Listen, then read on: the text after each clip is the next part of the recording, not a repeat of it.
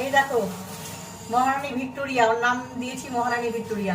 আমাকে বলে না মহারানী ভিক্টোরিয়া, কাজ করে না, কর্ম করে না।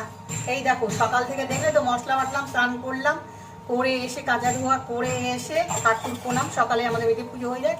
আর এই দেখো ইলিশ মাছ ভাপে হচ্ছে, দেখেছো? আর উনি কি করছেন ওই দেখেন মশলা করছেন, এটাই হলো ওনার কাজ। কিছু করেনি, শুধু মশলাটা বেটেছে। হ্যাঁ জানো তোমরা, মশলাটা শুধু বেটেছে। আমি বলে মশলা বাটা, ইলিশ মাছ কাটলাম, ধুলাম, তেল হলুদ মাখালাম, মশলা বাটলাম, কাটলা। কি এটা? ওইটুকুনি শুধু করেছে। ঘুরছি ওইটুকুনি দেখো দেখো, আর কিচ্ছু করো। আর তুমি কি করলা? তুমি আমি ঘুম থেকে উঠলাম একটা কাজ, ঘুম থেকে উঠলাম একটা কাজ, আরে বাবা, ঘুম থেকে উঠে ঝাড় দিলাম, দিল।